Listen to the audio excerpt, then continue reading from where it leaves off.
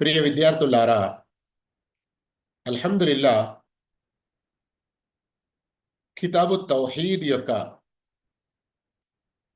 అధ్యయనంలో, దాని యొక్క పఠనంలో ఈరోజు మనం 4వ అధ్యాయం 4వ పాఠం చదవబోతున్నాము. అయితే ఇంతకుముందు మనం చదివినటువంటి విషయాలు మీకు గుర్తుండడానికి సంక్షిప్తంగా కేవలం 3 నిమిషాల్లో ప్రయత్నం చేస్తాను.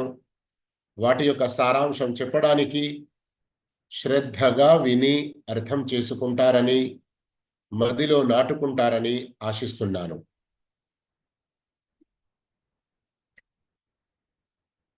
ఇమాం ముహమ్మద్ బిన్ అబ్దుల్ వహాబ్ రహిమహుల్లా కితాబు తౌహీద్లోని మొదటి అధ్యాయంలో సర్వ మానవాళిపై తౌహీద్ ఎంత విధిగా ఉన్నదో తెలియజేశారు.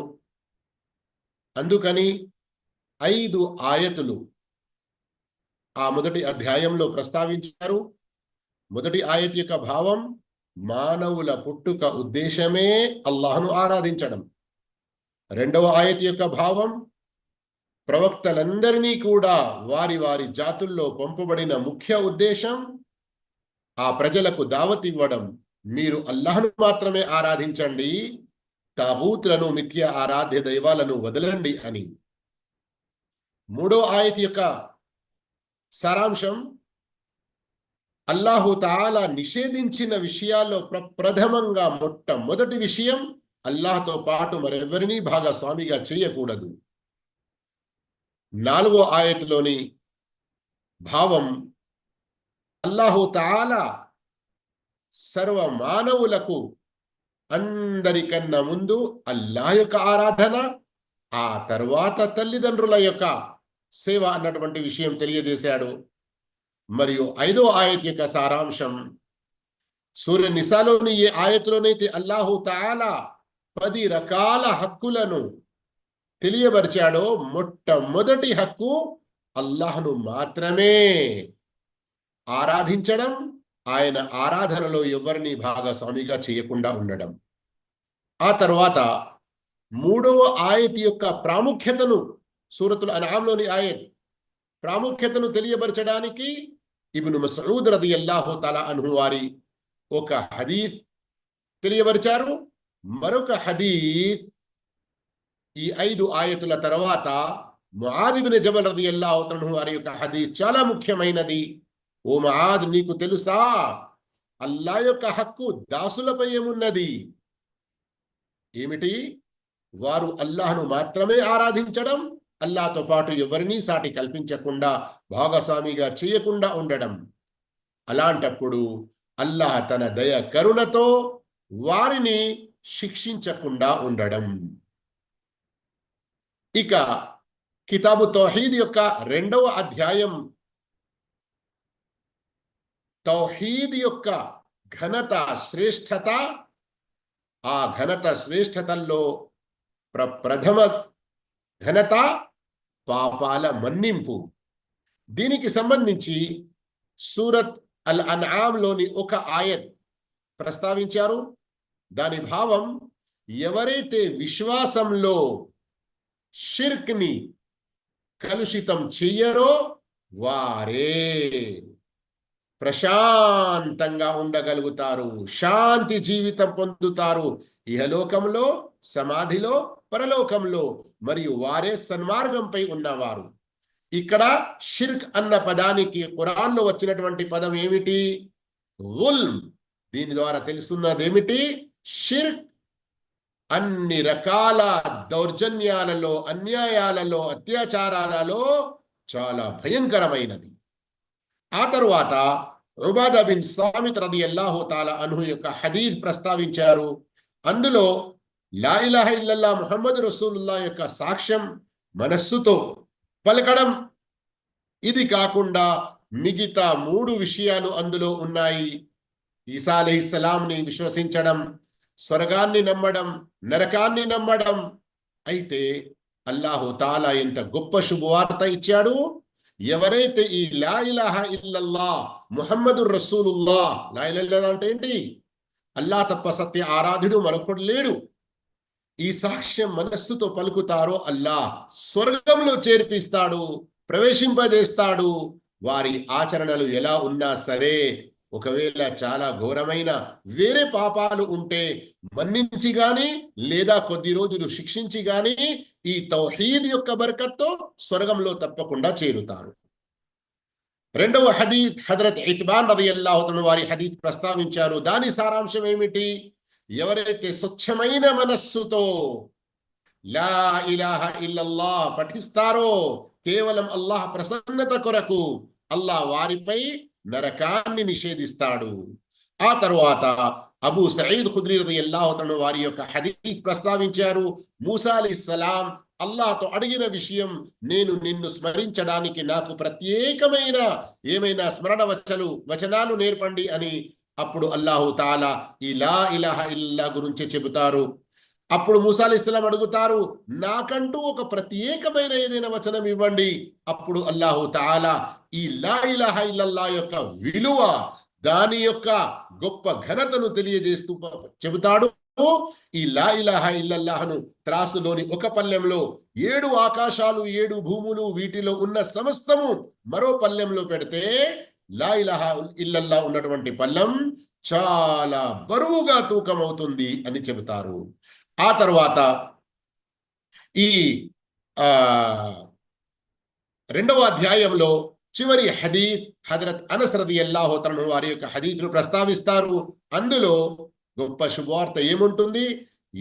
ఎవరైనా ఈ భూమి నిండా పాపాలు తీసుకొని వచ్చినా అల్లాహ్తో షిర్క్ చేయకుండా ఉంటే అల్లాహు తాలా అంతే, అంటే భూమి నిండా మన్నింపులతో క్షమాపణలతో ఆ దాసునితో కలుస్తాడు. ఈ విధంగా తౌహీద్ యొక్క ఘనత ఇందులో చెప్పడం జరిగినది. ఇక 3వ అధ్యాయంలో ఎవరైతే తౌహీద్ యొక్క నిర్ధారణ చేస్తారో, తహ్కీక్, వారు ఎలాంటి లెక్క విచారణ లేకుండా, ఎలాంటి శిక్ష లేకుండా స్వర్గంలో ప్రవేశిస్తారు అన్నటువంటి గొప్ప శుభవార్త ఇవ్వడం జరిగింది. కానీ ముందు మనం తెలుసుకోవాలి, తహ్కీకు తౌహీద్, తౌహీద్ యొక్క నిర్ధారణ అంటే ఏంటి? దాని యొక్క సారాంశం, చిన్న షిర్క్ పెద్ద షిర్క్ అన్నిటికీ దూరంగా ఉండాలి, అన్ని రకాల బిద్అతులకు దూరంగా ఉండాలి, మరియు అన్ని రకాల పాపాలకు దూరంగా ఉండాలి. ఈ షిర్కులు అనేటివి పెద్ద షిర్క్ అయితే ఇది తౌహీద్కే విరుద్ధం, చిన్న షిర్క్ సంపూర్ణ తౌహీద్కు విరుద్ధం. ఇక ఈ బిదాతులు పాపాలు అన్నీ కలిసి తౌహీద్ యొక్క లాభాన్ని మట్టిలో కలుపుతాయి, మనిషికి ఏ ప్రయోజనం లేకుండా చేస్తాయి. అందుకని వీటన్నిటి నుండి దూరం ఉన్నవాడే తౌహీద్ యొక్క నిర్ధారణ చేసినవాడు. కానీ మనిషి ఏదో రకంగా పాపంలో చిక్కుకుంటాడు కదా, వెంటనే తౌబా ఇస్తిగ్ఫార్ చేయాలి. ఇందులో ఒక ఆయత్ ఇబ్రాహీం అలైహిస్సలాం ఘనతలో పేర్కొన్నారు. ఇబ్రాహీం అలైహిస్సలాం ఒంటరిగా ఉన్నప్పటికీ తానంతట తాను ఒక సంపూర్ణ ఉమ్మత్, ఒక సమూహం స్థానంలో అందరి కొరకు గొప్ప ఆదర్శం, ఒక ఇమాంగా ఉన్నారు. మరియు కేవలం అల్లాహ్ను మాత్రమే వారు ఆరాధించేవారు, దానిపై ఏకాగ్ర చిత్తతో స్థిరంగా ఉన్నారు. ఆయన ముష్రిక్లలోని వారు కారు. ఆ తర్వాత సూరతుల్ ముమినూన్ లోని ఆయత్ విశ్వాసుల, అల్లాహ్ యొక్క ఔలియా ఎవరైతే ఉంటారో వారి యొక్క ఘనత, వారి యొక్క గొప్పతనం చెప్పడం జరిగింది. వారు ఏమాత్రం అల్లాహ్తో భాగస్వామిగా ఎవరినీ కల్పించరు అని. ఆ తర్వాత హుసైన్ ఇబ్న్ అబ్దుర్రహ్మాన్ యొక్క హదీస్ ప్రస్తావించడం జరిగింది. ఇబ్ను అబ్బాస్ రదియల్లాహు తాలా అన్హు ఉల్లేఖించిన హదీస్. ఇందులోనే సయీద్ రహమతుల్లాహి అలైహి తెలియబరుస్తారు. దాని సారాంశం ఏమిటి? ప్రవక్త సల్లల్లాహు అలైహి వసల్లం వారికి గత ప్రవక్తలు, వారి యొక్క జాతులు చూపించబడతారు. అందులో ప్రవక్త మహానీయ ముహమ్మద్ సల్లల్లాహు అలైహి వసల్లం వారి యొక్క అనుచరులు, ఉమ్మతీలు చాలా పెద్ద సంఖ్యలో ఉంటారు. అయితే వారిలోనే 70,000 మంది ఎలాంటి లెక్క విచారణ శిక్ష లేకుండా స్వర్గంలో ప్రవేశిస్తారు అన్నటువంటి శుభవార్త ఉంటుంది. ఎవరు వారు? సంపూర్ణంగా అల్లాహ్పై నమ్మకం కలిగి ఉండి ఏ విషయంలో కూడా అల్లాను వదిలి వేరే వారి వైపు ఏమాత్రం వారి యొక్క మనసు వంగి మొగ్గి ఉండదు. అయితే వారు ఎలాంటి అపశకునాలు తీసుకోరు, దుశ్శకునాల్లో పడరు. వారు ఏదైనా చికిత్స కొరకు వాతలు వేయించండి, మాకు వేయండి అని ఒకరిని అడగరు. అలాగే ఏదైనా అనారోగ్యానికి కష్టానికి గురి అయినప్పుడు వారు మాకు రుకియా చెయ్యండి అని అడగరు ఒకరిని. ఈ విధంగా 3 అధ్యాయాల సారాంశం మీరు విన్నారు. ఇక రండి, ఈరోజు 4వ అధ్యాయం మనం చదవబోతున్నాము, తెలుసుకోబోతున్నాము. ఇది కూడా చాలా ముఖ్యమైనది. ఏమిటి అది? బాబుల్ ఖౌఫి మినష్ షిర్క్. షిర్క్ నుండి భయం చెందుట, భయపడి ఉండుట. అవును, అల్లాహు అక్బర్. ఇక్కడ గమనించండి మీరు, ఇమాం ముహమ్మద్ బిన్ అబ్దుల్ వహాబ్ రహిమహుల్లా,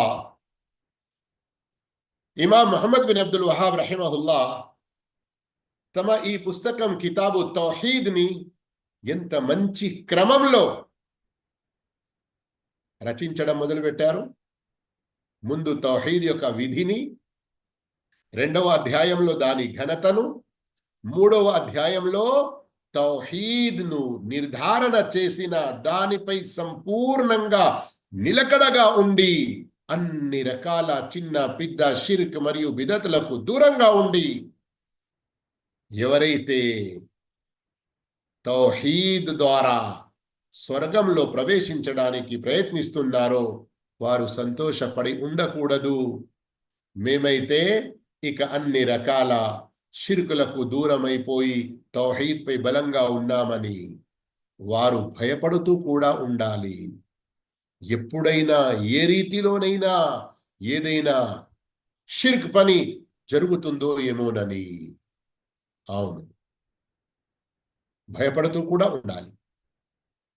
ఎందుకో దానికి సంబంధించిన ఆధారాలు ఇక్కడ చూపుతున్నారు. గమనించండి, శ్రద్ధగా వీటిని అర్థం చేసుకునే ప్రయత్నం చేయండి. మొదటి ఆయత్ సూరత్ నిసాలోనిది. ఇన్నల్లాహ లా యగ్ఫిరు అన్ యుష్రక బిహి వ యగ్ఫిరు మా దూన దాలిక లిమన్ యషా.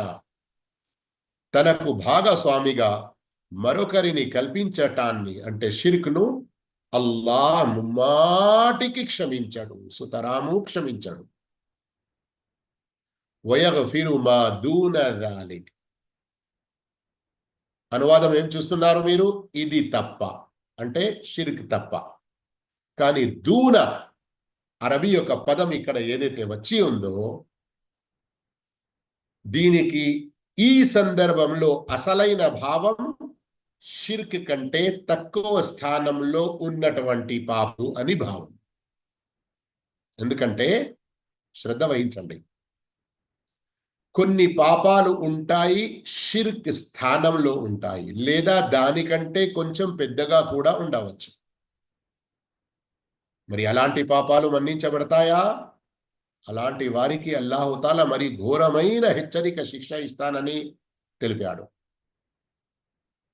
కనుక ఇక్కడ దూన అంటే ఇది తప్ప అని సర్వసామాన్యంగా మనం చేసుకుంటూ వస్తాము అనువాదం. కానీ ఇక్కడ షిర్క్ కంటే తక్కువ స్థానంలో ఉన్నటువంటి పాపాల గురించి ఆయన తాను కోరిన వారి ఇతర పాపాలను క్షమిస్తాడు. సూరతు నిసా సూర నంబర్ 4 ఆయత్ నంబర్ 48. సోదర మహాశయులారా, ఈ దూన అన్నటువంటి ఈ పదం యొక్క ఈ చిన్నపాటి వివరణ మీరు విన్న తర్వాత బహుశా మీలో కొంతమందికి ప్రత్యేకంగా ఖుత్బాలు ఇచ్చేవారు, దావత్ పని చేసేవారు, అలాంటి వారికి ఏదైనా ఒక సందేహం పుట్టుక రావచ్చు. అదేంటి, షిర్క్ అతి పెద్ద ఘోరమైన పాపం అని విన్నాము కదా, దానికి సమానమైన లేదా దానికంటే మరీ భయంకరమైన పాపం మరొకటి ఏదైనా ఉంటుందా? ఒక 2 రకాల అలాంటి పాపాలు ఉన్నాయండి. ఇమాం ఇబ్నుల్ ఖయ్యిమ్ రహిమహుల్లాహ్ దీనిని చాలా వివరంగా తెలియపరిచారు. అందులోని ఒక విషయం నేను ఖురాన్ ఆధారంగా మీకు చూపుతున్నాను. కొంచెం శ్రద్ధ వహించండి.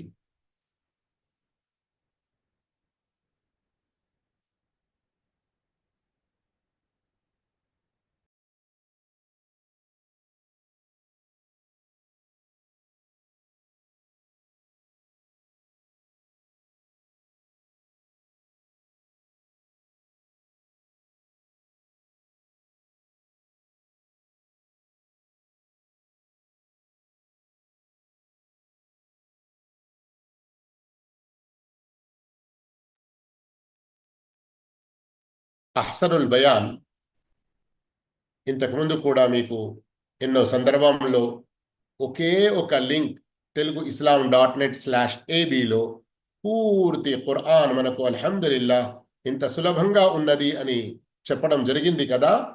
దాని గురించి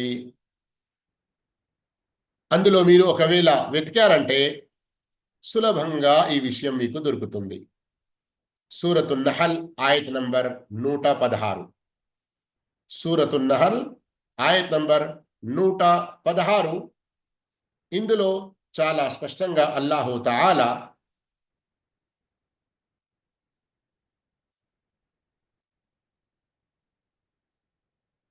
హలాల్ హరాం విషయాలను మరియు అల్లాహ్ రబ్ తఆలా పై ఏదైనా అపనిందలు మోపి అల్లాహ్ చెప్పని విషయాలు అల్లాహ్ చెప్పాడు అని ప్రస్తావించడం ఇది షిర్క్ కంటే ఘోరమైన పాపం అని ఖురాన్ ఆయత్ ద్వారా తెలుస్తుంది. అలాగే మరొక ఆయత్ ఉన్నది,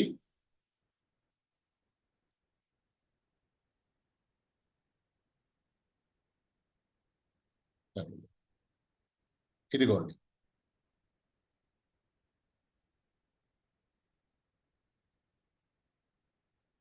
సూరతుల్ అన్ఆమ్ సూర నంబర్ 7 ఆయత్ నంబర్ 33. قل إنما حرم ربي الفواحش ما ظهر منها وما بطن والإثم والبغي بغير الحق وأن تشركوا بالله ما لم ينزل به سلطانا وأن تقولوا على الله ما لا تعلمون. నా ప్రభువు నిషేధించిన ఇవి మాత్రమే, నా ప్రభువు నిషేధించినవి ఇవి మాత్రమే, బాహటంగాను గోప్యంగాను చేసే సిగ్గుమాలిన పనులు, పాపంతో కూడుకున్న ప్రతి విషయము, అన్యాయంగా ఒకరి మీద దుర్మార్గానికి ఒడిగట్టడం, అల్లాహ్ ఏ ప్రమాణము అవతరింపజేయకపోయినప్పటికీ మీరు అల్లాహకు భాగస్వామ్యం కల్పించటం, నిజంగా అల్లాహ్ అన్నాడని మీకు తెలియని విషయాన్ని మీరు అల్లాహ్ పేరుతో చెప్పడం, వీటిని అల్లాహ్ నిషేధించాడు అని ఓ ప్రవక్త వారికి చెప్పు. ఈ ఆయత్ గురించి ఇమాం ఇబ్నుల్ ఖయ్యిమ్ రహిమహుల్లాహ్, ఆయన కంటే ముందు ఇంకా ఎందరో మన సలఫ్ సాలిహీన్ రహిమహుముల్లాహ్ చెప్పారు. ఈ ఆయతులో అల్లాహు తఆలా కొన్ని విషయాలను ఏదైతే ప్రస్తావించాడో కింది స్థానం నుండి పై స్థానం వరకు తీసుకెళ్లాడు. అయితే షిర్క్ యొక్క ప్రస్తావన ఇక్కడ అల్లాహు తఆలా ఏదైతే తెలియబరిచాడో, అల్లాహ్ ప్రమాణము అవతరింపజేయనప్పటికీ మీరు అల్లాహకు భాగస్వామ్యం కల్పించడం, దీని తర్వాత నిజంగా అల్లాహ్ అన్నాడని మీకు తెలియని విషయాన్ని మీరు అల్లాహ్ పేరుతో చెప్పడం, అంటే ఇది షిర్క్ కంటే కూడా చాలా ఘోరమైన పాపం. విషయం ఇన్షాల్లా మీకు స్పష్టమైందని ఆశిస్తున్నాను. ప్రత్యేకంగా ఈ సూరతుల్ అన్ఆమ్ ఆయత్ నంబర్ 33 గుర్తుంచుకోండి. ఇక ఆ తర్వాత రండి, మనం షిర్క్తో భయపడాలి. ఎందుకు భయపడాలి? ఎందుకంటే షిర్క్ ఎవరైతే చేసి అల్లాహ్ను కలుసుకుంటారో అల్లాహ్ వారి యొక్క పాపాలను మన్నించడు, అల్లాహు తఆలా వారిని నరకంలో చేరవేస్తాడు. సూరతున్ నిసా ఆయత్ నంబర్ 48 ద్వారా మనం తెలుసుకున్నాము. ఈ భావంలో ఇంకా వేరే ఆయతులు కూడా ఉన్నాయి, అయితే ఎన్నో హదీసులు ఉన్నాయి. తర్వాత ఇన్షాల్లా మనం కొన్ని హదీసులు చదవబోతున్నాము. ఈ షిర్క్ నుండి మనం ఎందుకు భయపడాలి? ఎందుకంటే సూరత్ ఇబ్రాహీం సూర నంబర్ 14 ఆయత్ నంబర్ 35 చదవండి. وَإِذْ قَالَ إِبْرَاهِيمُ رَبِّ اجْعَلْ هَذَا الْبَلَدَ آمِنًا వజునుబ్ని వబనియ అన్ నఅబుదల్ అస్నామ్. ఆ సందర్భాన్ని కూడా కాస్త జ్ఞాపకం చేసుకోండి, గుర్తు చేసుకోండి. ఎప్పుడైతే ఇబ్రాహీం అలైహిస్సలాతు వస్సలాం ఇలా వేడుకున్నాడో, దుఆ చేశారో, నా ప్రభు ఈ నగరాన్ని శాంతి భద్రతల నగరంగా చేయి, నన్ను నా సంతానాన్ని విగ్రహాల పూజ నుంచి కాపాడు. అల్లాహు అక్బర్, అల్లాహు అక్బర్. గమనిస్తున్నారా? ఎవరండి ఇబ్రాహీం అలైహిస్సలాం? ఇమాము తౌహీద్. అనేక సందర్భాల్లో అల్లాహు తాలా ఖురాన్లో ఇబ్రాహీం అలైహిస్సలాంని ప్రశంసిస్తూ ప్రత్యేకమైన ఒక పదం ఇబ్రాహీం అలైహిస్సలాం వారి గురించి అల్లాహు తాలా ఖురాన్లో అనేక సందర్భాల్లో ఉపయోగించాడు. ఏంటి? హనీఫా అంటే ఏకాగ్ర చిత్తంతో కేవలం అల్లాహ్ను మాత్రమే ఆరాధించేవారు. పుట్టిన ఇంట్లోనే షిర్క్. తండ్రి స్వయంగా, ఇంతకు ముందు కూడా మీరు విన్నారు సూరతు నహల్ ఆయత్ యొక్క వివరణలో, స్వయంగా పూజారి, విగ్రహాలు చేసేవారు, అమ్మేవారు, బుత్పరస్త్, బుత్ సాస్, బుత్ ఫురోష్. కానీ ఇబ్రాహీం అలైహిస్సలాం ఇలా తౌహీద్ పై స్థిరంగా ఉంటారు. అందుకొరకే అల్లాహు తఆలా ఆయన్ని ప్రశంసిస్తూ అనేక సందర్భాల్లో, ఖురాన్లో ఒక చోట కాదు అనేక సందర్భాల్లో మీరు చూస్తున్నారు ఇక్కడ. అంతేకాదు ఇంకా అల్లాహు తాలా మనకు ఇబ్రాహీం అలైహిస్సలాం యొక్క ఈ గొప్ప గుణం తెలియజేసి ఇక్కడ చూడండి సూరతు నహల్ ఆయత 123లో, అనిత్తబి మిల్లత ఇబ్రాహీమ హనీఫా వమా కాన మినల్ ముష్రికీన్. ఇబ్రాహీం అలైహిస్సలాం ఏకాగ్ర చిత్తుడైన ఇబ్రాహీం ధర్మాన్ని అనుసరించమని నీ వద్దకు వహీ పంపాము. అంత గొప్ప ఇమాముల్ అంబియా, ఇమాము తౌహీద్ ఇబ్రాహీం అలైహిస్సలాం. ఇమాముల్ అంబియా అయితే మన ప్రవక్త ముహమ్మద్ సల్లల్లాహు అలైహి వసల్లం వారు, మన ప్రవక్త వారు కూడా ఇమాము తౌహీద్. అలాంటి ఇబ్రాహీం అలైహిస్సలాం షిర్క్ నుండి ఎంతగా భయపడ్డారు. ఓ అల్లాహ్, నన్ను మరియు నా సంతానాన్ని విగ్రహ పూజల నుండి కాపాడు, విగ్రహాల పూజ నుండి కాపాడు అని దుఆ చేశారు. ఇది ఆయత్ 35 సూరత్ ఇబ్రాహీంలో. షేఖ్ ఇబ్న్ తైమీయా రహిమహుల్లా ఇంకా వేరే ధర్మవేత్తలు ఈ ఆయత్లో వచ్చిన పదం వజునుబ్ని, వజునుబ్ని అంటే ఏమిటి? ఏక్ జానిబ్ హో జాओ అని ఉర్దూలో కూడా మాట్లాడతారు కొన్ని సందర్భాల్లో. అంటే నా నుండి దూరంగా ఉండు, నా నుండి తప్పించుకొని ఉండు, ఇలాంటి భావంలో వస్తుంది. అంటే ఏమిటి? ఓ అల్లాహ్, విగ్రహాల పూజ, మిథ్య దైవాల పూజ, మిథ్య ఆరాధ్యాలు, వీటన్నిటికీ ఇవన్నీ ఒక పక్కన ఉంటే నన్ను వేరే పక్కన ఉంచేసాయి. ఏ కొంచెం దాని దరిదాపులకు వెళ్ళకుండా, ఎలాంటి కొంతపాటి షిర్క్ యొక్క చెడులో నేను అడుగు మోపకుండా మొత్తానికే నన్ను దూరంగా ఉంచు. దీని ద్వారా మనం షిర్క్ నుండి భయపడడం ఎంత అవసరమో అన్న విషయం చాలా స్పష్టంగా తెలుస్తుంది. మనం షిర్క్ నుండి ఎందుకు భయపడాలి? మరొక ఇమాము తౌహీద్, ఇమాముల్ అంబియా, సయ్యిదుల్ అవ్వలీన వల్ ఆఖిరీన్, మన ప్రవక్త ముహమ్మద్ సల్లల్లాహు అలైహి వసల్లం మన గురించి ఈ షిర్క్ విషయంలో ఎంతగా భయం చెందారో వేరే విషయాల్లో అంత ఎక్కువగా భయం చెందలేదు. చూడండి, హదీత్ ముస్నద్ అహ్మద్లో వచ్చినటువంటి సహీ హదీత్ 23630 హదీత్ నంబర్. ప్రవక్త సల్లల్లాహు అలైహి వసల్లం చెప్పారు, ఇన్న అఖ్వఫ మా అఖాఫు అలైకుం, అతి ఎక్కువగా నేను మీ పట్ల భయం చెందేది అషిర్కుల్ అస్గర్, చిన్న షిర్క్ గురించి. దేని గురించి? చిన్న షిర్క్ గురించి. మీరు ఈ చిన్న షిర్కు పాల్పడతారని నాకు అత్యంత ఎక్కువగా భయం ఉన్నది. సహాబాలు అడిగారు, అదేమిటి అంటే చిన్న షిర్క్ అంటే ఏమిటి? అప్పుడు ప్రవక్త సల్లల్లాహు అలైహి వసల్లం చెప్పారు, ప్రదర్శన బుద్ధి. ప్రదర్శన బుద్ధి అంటే మనిషి ఏదైనా సత్కార్యం చేస్తూ మంచి పని చేస్తూ ప్రజలు నన్ను మెచ్చుకోవాలి, ప్రజలు నన్ను ప్రశంసించాలి, ప్రజల్లో నేను ప్రసిద్ధి చెందాలి. ఈ విధంగా అతనిలో భావం కలగడం అంటే ఏమిటి? అల్లాహ్ మాత్రమే నా ఈ సత్కార్యం ద్వారా సంతృష్టి చెందాలి అన్నటువంటి భావన మనస్సులో మంచి నియత్ సత్సంకల్పం కాకుండా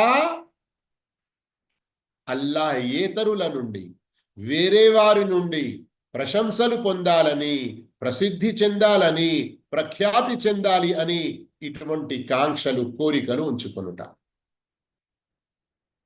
ఇది ఒక్క పదంలో చెప్పాలంటే రియా, ప్రదర్శన బుద్ధి, చూపుగోలుతనం అని అంటారు.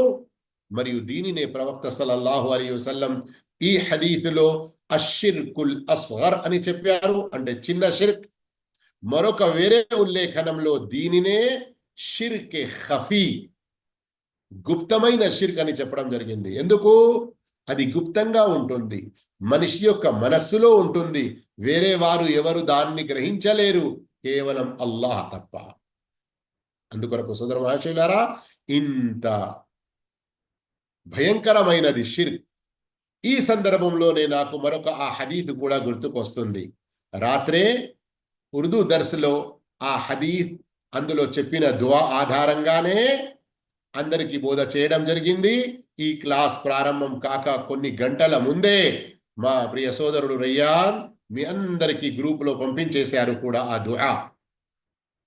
ప్రవక్త సల్లల్లాహు అలైహి వసల్లం చెప్పారు, ఓ అబూబకర్, నా ప్రాణం ఎవరి చేతిలో ఉందో అతని యొక్క సాక్షి, లషిర్కు అఖ్ఫా ఫీకుమ్ మిన్ దబీబిన్ నమ్ల్. ఒక చీమ నడిస్తే దాని యొక్క నడక యొక్క చప్పుడు మనకు ఏమీ వినరాదు కదా. అది మన శరీరంపై పారినా గాని ఎప్పటి వరకైతే కుట్టదో మనకు తెలియదు కూడా. అంతకంటే మరీ గుప్తమైన రీతిలో మీలో షిర్క్ ప్రవేశిస్తుంది. సహాబాలు భయపడిపోయారు. మరో ఉల్లేఖనంలో ఉంది, సహాబాల యొక్క ఈ భయాన్ని ప్రవక్త స్వయంగా గ్రహించి, అలా అదుల్లుకుం, నేను మీకు ఒక దుఆ నేర్పాలా? నేను నేర్పే దుఆను మీరు చదువుకుంటూ ఉంటారా?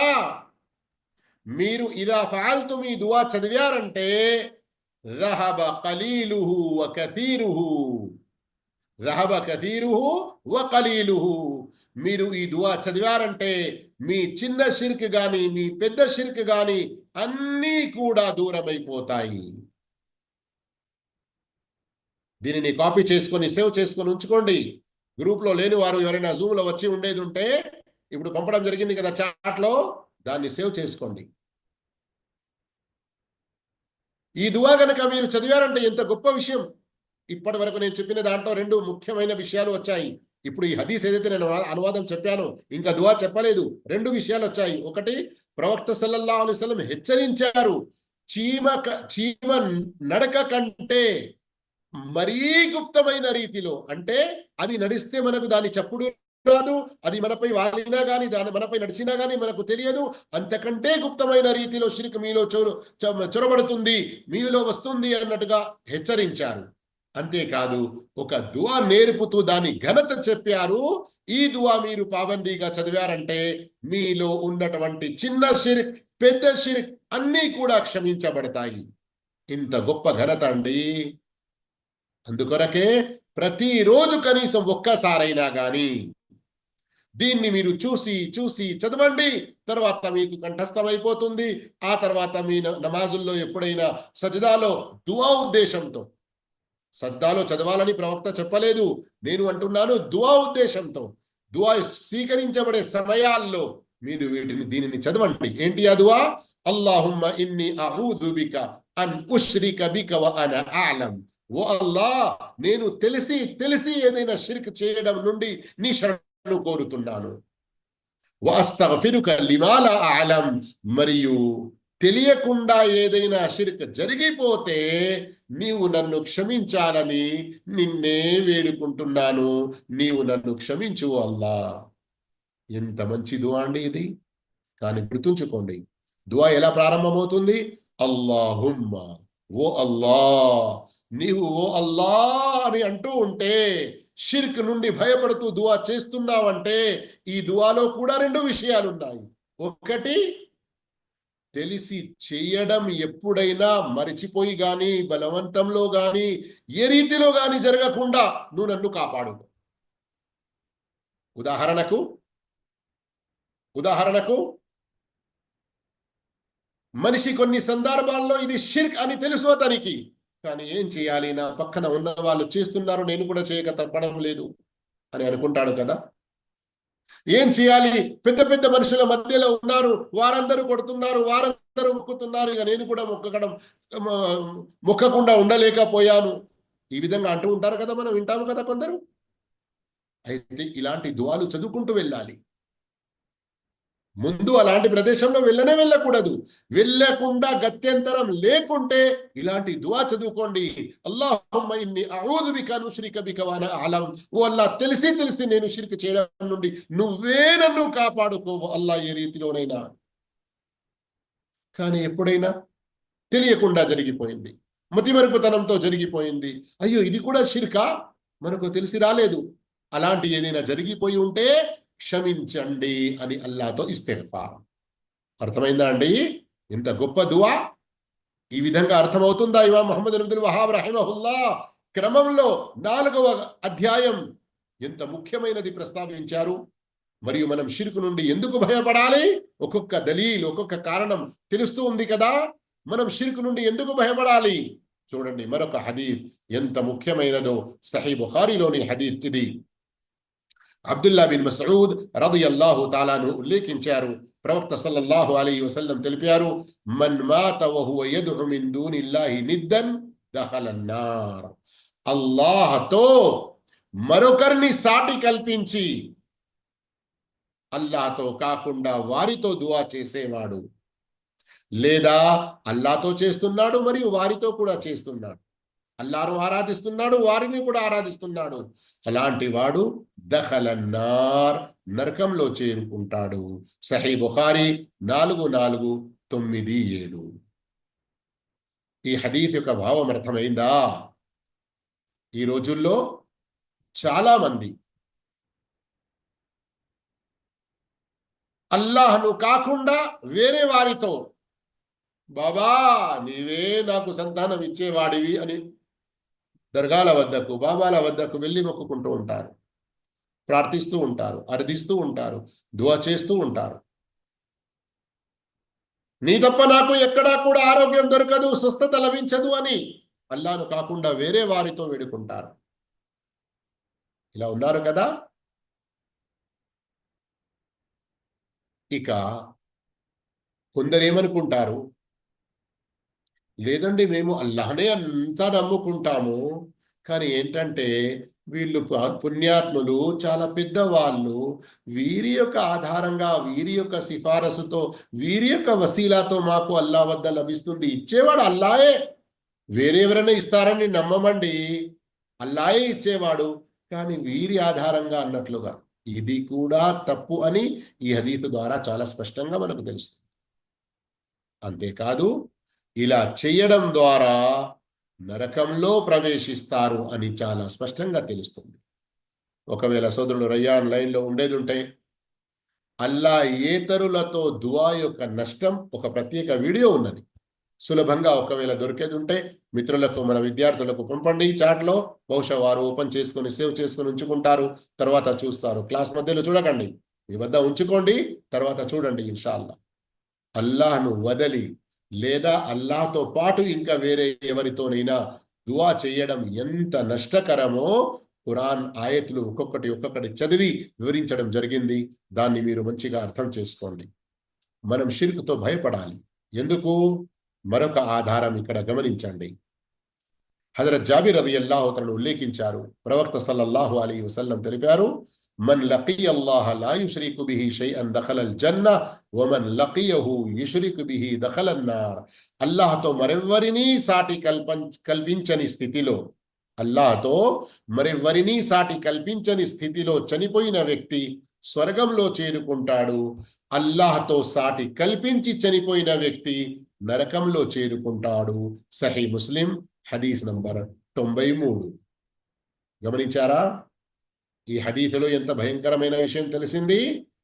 మనిషి జీవితంలో షిర్క్ చేస్తూ ఉన్నాడు, అదే స్థితిలో గనక మరణిస్తే నరకంలో వెళ్తాడు. మనిషి జీవితం అంతా తౌహీద్ పై ఉన్నాడు, చివరి శ్వాస వరకు కూడా తౌహీద్ పై ఉన్నాడు. ఆ తౌహీద్ పై మరణిస్తే స్వర్గంలో చేరుతాడు. సోదర మహాశయులారా, చెప్పాలనుకుంటే ఈ హదీఫ్ యొక్క వివరణలో మరెన్నో విషయాలు చెప్పవచ్చు. కానీ మనం ఇప్పుడు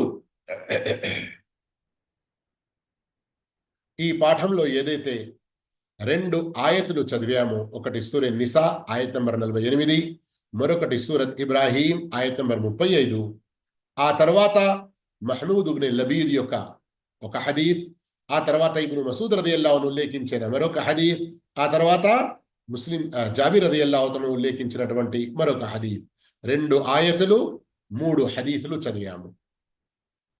ఈ 2 ఆయతులు మరియు 3 హదీసుల్లో షిర్క్ నుండి మనం భయపడాలి అని, షిర్క్ చాలా భయంకర విషయం అని, ఇమాము తౌహీద్ ఇబ్రాహీం అలైహిస్సలాం లాంటి వారు దీని నుండి భయపడి అల్లాహ్ యొక్క శరణు కోరారు అని, ఇమాము తౌహీద్ ఇమాముల్ అంబియా ముహమ్మద్ సల్లల్లాహు అలైహి వసల్లం దీని నుండి భయపడి ప్రజలను అప్రమత్తం చేశారని, మరియు ఈ షిర్క్ చేస్తూ చేస్తూ చనిపోయేవారు నరక కూపంలో పడతారని, షిర్క్ లోనే ఒక రకం అల్లాహ్ను కాకుండా వేరే వారితో దువా చేయడం, ఇదే స్థితిలో ఎవరైనా మరిస్తే అతడు కూడా నరకంలో చేరుతాడని మనం విన్నాము. అందుకని మనం షిర్క్ నుండి దూరం ఉండడం, షిర్క్ నుండి భయపడడం తప్పనిసరి విషయం. ఇక రండి, ఇమాం ముహమ్మద్ అబ్దుల్ వహాబ్ రహిమహుల్లా షిర్క్ నుండి భయం చెందుట, బాబుల్ ఖౌఫి మినష్ షిర్క్ అన్న ఈ 4వ అధ్యాయంలో 2 ఆయతులు మరియు 3 హదీసుల ద్వారా ఏ విషయాలు గ్రహించారు అవి ఒకసారి మనం చదువుదాము. మసాయిల్, ముఖ్య అంశాలు అన్న యొక్క పేరుతో. మొదటి విషయం, షిర్క్ నుండి భయం చెందుట. మనకు సూర నిసా మరియు సూరే ఇబ్రాహీం ఆయతుల ద్వారా తెలిసింది. రెండవది, ప్రదర్శన బుద్ధి షిర్కులో వస్తుంది అని కూడా తెలిసింది. ముస్లిం అహ్మద్ హదీస్ విన్నాము కదా, మీలో షిర్క్ ప్రవేశిస్తుంది అని నేను భయం చెందుతున్నాను. మూడో విషయం, షిర్క్ అస్గర్లో వస్తుంది అని తెలిసింది. ఏంటి? చూపుగోలుతనం, ప్రదర్శన బుద్ధి ఎందులో వస్తుంది? షిర్క్ అస్గర్లో వస్తుంది అని తెలిసింది. కానీ కొంచెం క్షణం పాటు ఇక్కడ మీరు ఆగండి, ఒక విషయం ఇక్కడ తెలుసుకోండి. అదేమిటంటే, ఇమాం ఇబ్నుల్ ఖయ్యిమ్ రహిమహుల్లా ఈ విషయాన్ని చాలా వివరంగా ప్రస్తావించారు అని షేఖ్ ఇబ్ను ఉథైమీన్ రహిమహుల్లా చెప్పారు. ఇక్కడ ఈ సందర్భంలో ఏంటి, ఎవరైనా తాను చేసే పనులన్నీ కూడా అల్లా ప్రసన్నత కాకుండా ప్రదర్శన బుద్ధి, ప్రఖ్యాతి చెందడం, ప్రజల్లో ప్రసిద్ధి చెందడం, ఇలాంటి దురుద్దేశాలతో కూడుకొని ఉంటే అతడు షిర్క్ అక్బర్లో పడే అటువంటి ప్రమాదం కూడా ఉంది. ఎందుకంటే అతడు ఇఖ్లాస్ని మొత్తానికే కోల్పోయాడు. మరియు సర్వసామాన్యంగా ధర్మవేత్తల వద్ద ఒక విషయం ఉన్నది, ఇది శ్రద్ధగా నోట్ చేసుకోండి. దీనిని ఒక నియమం అంటారు, ఒక రూల్. కొన్ని ఫార్ములాస్ ఉంటాయి కదా, అలాంటిది ఒక ఫార్ములా. ఏంటి? పాపాల్లో మనం చిన్న పాపం పెద్ద పాపం అని అంటాము, బిదాత్లో చిన్న బిదాత్ పెద్ద బిదాత్ అని అంటాము, షిర్క్లో చిన్న షిర్క్ పెద్ద షిర్క్ అని అంటాము. కానీ ఇక్కడ ఫార్ములాను మనం గుర్తుంచుకోవాల్సింది ఏంటి? చిన్నది కదా అని మాటి మాటికి చేస్తూ పోతే అది పెద్దగైపోతుంది. అల్లాహ్, ఇది మనందరికీ కామన్ సెన్స్ గా తెలిసే విషయమే కదా. నీటి కొన్ని చుక్కలు కలిసే పెద్ద వర్షంగా తయారవుతాయి. అవునా కాదా? అందుకొరకు సోదర మహాశయులారా, ఈ విషయం నుండి భయపడాలి. ఇక రండి, 4వ విషయం, సత్కార్యాలు చేసే వారిలో అది అంటే రియా, చిన్న షిర్క్ చోటు చేసుకుంటుందన్న భయం ఎక్కువ ఉంటుంది.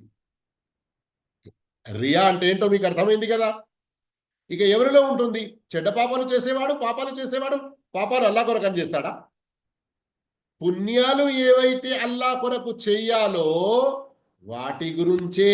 అందుకే ఏమంటున్నారు ఇక్కడ, సత్కార్యాలు చేసే వారిలోనే ఈ రియా యొక్క భయం ఎక్కువగా ఉంటుంది.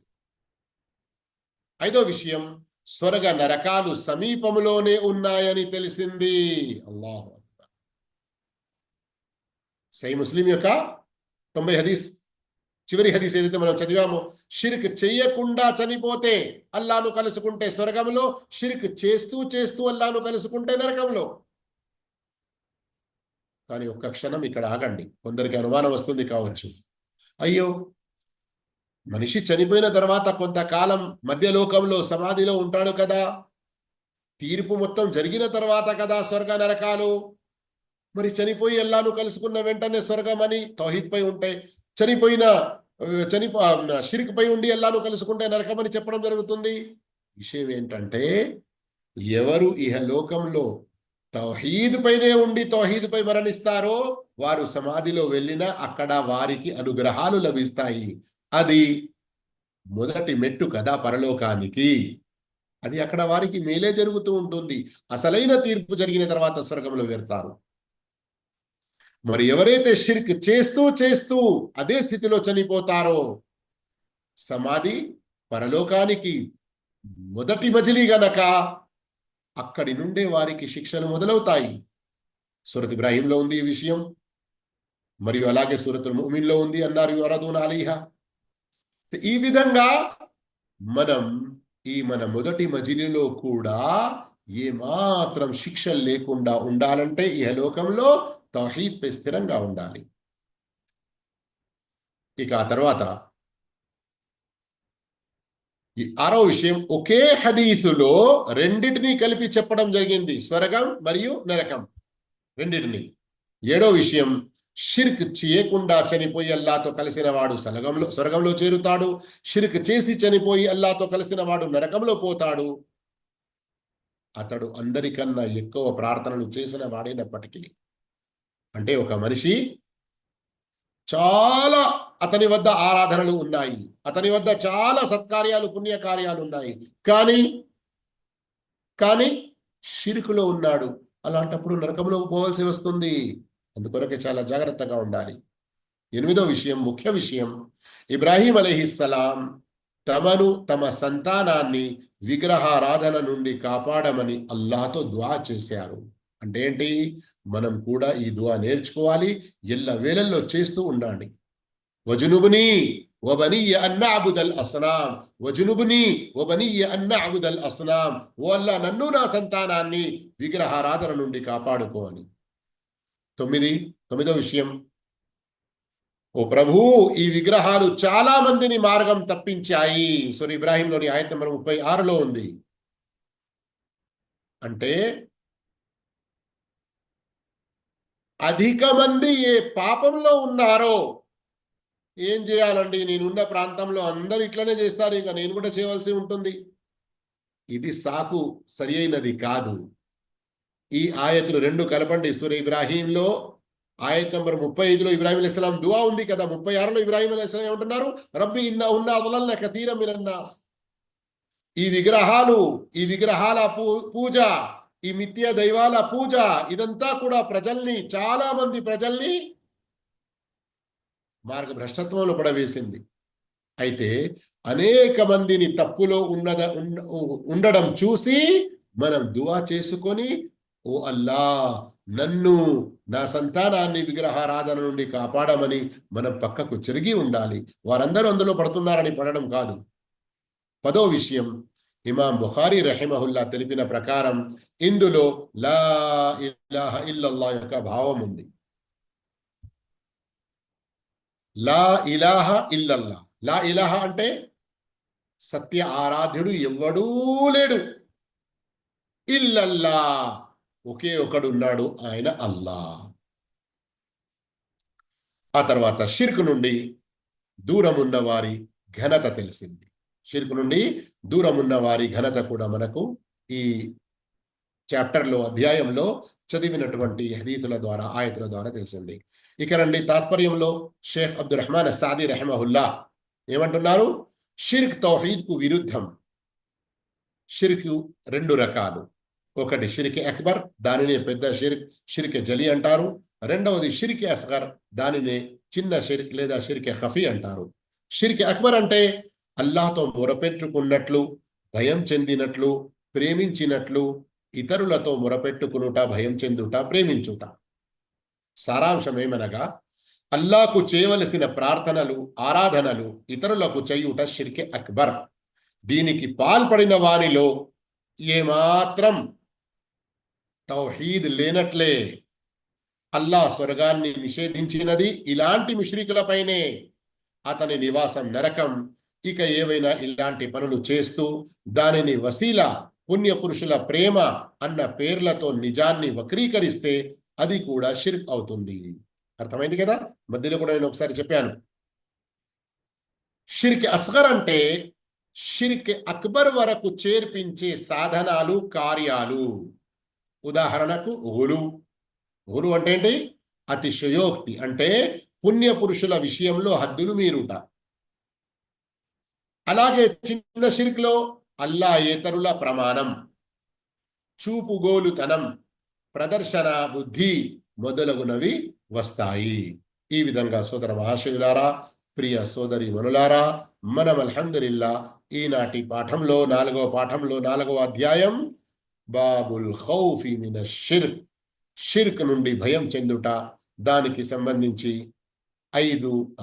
2 ఆయతులు మరియు 3 హదీతులు అల్హమ్దులిల్లా చదివి ఉన్నాము. ఒకవేళ మీరు మరి కొంత ఇందులో సంక్షిప్త భావన చెప్పండి అని అంటే మనం చెప్పుకోవచ్చు. ఇమాం ముహమ్మద్ బిన్ అబ్దుల్ వహాబ్ రహిమహుల్లా ఈ 4వ అధ్యాయం బాబుల్ ఖౌఫి మినష్ షిర్క్, షిర్క్ నుండి భయం చెందుట అనే అధ్యాయంలో 2 ఆయతులు 3 హదీతులు ప్రస్తావించారు. మొదటి ఆయత్ అల్లా షిర్క్ ను ముమ్మాటికి క్షమించడు అన్నటువంటి విషయం ఉంది సూరతున్ నిసా 48వ ఆయతులో. రెండవ ఆయత్ ఇబ్రాహీం అలైహిస్సలాం దువా చేసిన విషయం, ఓ అల్లా నన్ను, నా సంతానాన్ని విగ్రహారాధన నుండి కాపాడు అని. ఇబ్రాహీం అలైహిస్సలాం లాంటి గొప్ప ప్రవక్త, ఇమాము తౌహీద్, షిర్క్ నుండి భయం చెందారంటే మనం భయం చెందడం చాలా అవసరం. ఇక 3 హదీసుల్లో మొదటి హదీస్ స్వయంగా ప్రవక్త సల్లల్లాహు అలైహి వసల్లం, ఇమాము తౌహీద్, ఇమాముల్ అంబియా, మీరు షిర్క్ లో పడిపోతారు, చిన్న షిర్క్ లో పడిపోతారని భయం చెందుతున్నాను అని అన్నారు. దీని గురించి నాకు చాలా పెద్ద భయం ఉంది అని చెప్పారు. చిన్న షిర్క్ అంటే ఏమిటి అంటే చూపుగోలుతనం అని చెప్పారు. ఇక రెండవ హదీస్ అబ్దుల్లా బిన్ మసూద్ రదియల్లాహు అన్హు ఉల్లేఖించినది. దాని భావం ఏంటి? ఎవరైతే అల్లాహ్తో పాటు లేదా అల్లాహ్ను కాకుండా వేరే వారితో దువా చేస్తారో వారు నరకంలో చేరుతారు. సహీహ్ బుఖారీలోని హదీస్. ఇక 3వ హదీస్ జాబిర్ రదియల్లాహు తఆలా ఉల్లేఖించినది. దాని యొక్క భావం ఏమిటంటే ఎవరైతే షిర్క్ చెయ్యకుండా అల్లాహ్ను కలుసుకుంటారో స్వర్గంలో చేరుతారు. మరెవరైతే షిర్క్ చేస్తూ చేస్తూ చనిపోయి అల్లాహ్ను కలుసుకుంటారో వారు నరకంలో చేరుతారు. ఈ విధంగా మనం అల్హమ్దులిల్లా 4వ పాఠం యొక్క సారాంశం కూడా తెలుసుకున్నాము. అల్లాహు తాలా మనందరినీ అన్ని రకాల షిర్కుల నుండి కాపాడుగాక. ఆమీన్. వఆఖిరు దఅవానా అల్హమ్దులిల్లాహి రబ్బిల్ ఆలమీన్.